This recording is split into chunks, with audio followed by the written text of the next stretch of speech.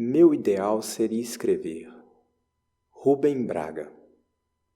Meu ideal seria escrever uma história tão engraçada que aquela moça que está doente naquela casa cinzenta, quando lesse minha história no jornal, risse tanto que chegasse a chorar e dissesse: "Ai, meu Deus, que história mais engraçada!"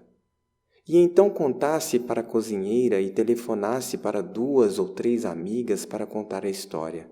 E todos a quem ela contasse rissem muito e ficassem alegremente espantados de vê-la tão alegre. Ah, que minha história fosse como um raio de sol, irresistivelmente louro, quente, vivo, em sua vida de moça reclusa, enlutada, doente. Que ela mesma ficasse admirada ouvindo o próprio riso e depois repetisse para si própria: "Mas essa história é mesmo muito engraçada." Que um casal que estivesse em casa mal-humorado, o marido bastante aborrecido com a mulher bastante irritada com o marido, que esse casal também fosse atingido pela minha história. O marido a leria e começaria a rir, o que aumentaria a irritação da mulher. Mas depois que esta, apesar de sua má vontade, tomasse conhecimento da história, ela também risse muito, e ficasse os dois rindo sem poder olhar um para o outro, sem rir mais.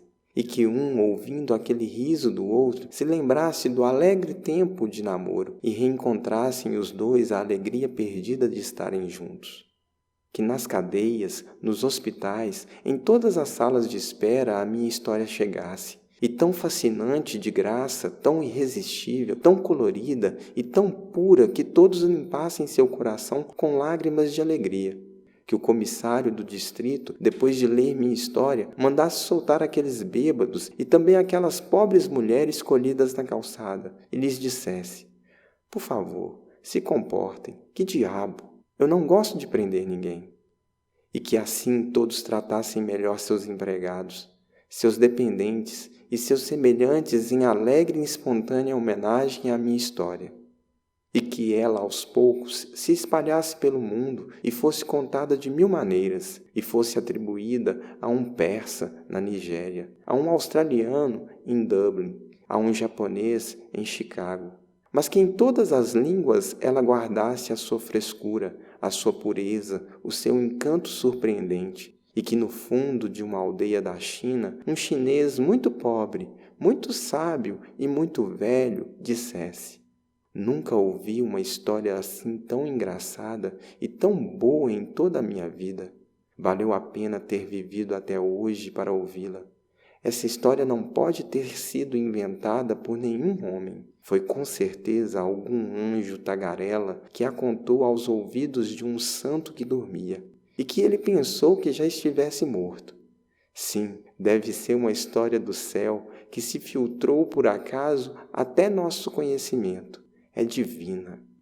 E quando todos me perguntassem: "Mas de onde é que você tirou essa história?"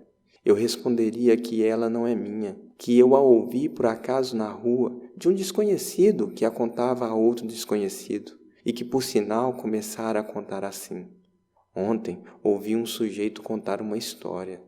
E eu esconderia completamente a humilde verdade, que eu inventei toda a minha história em um só segundo, quando pensei na tristeza daquela moça que está doente, que sempre está doente e sempre está de luto, e sozinha naquela pequena casa cinzenta de meu bairro.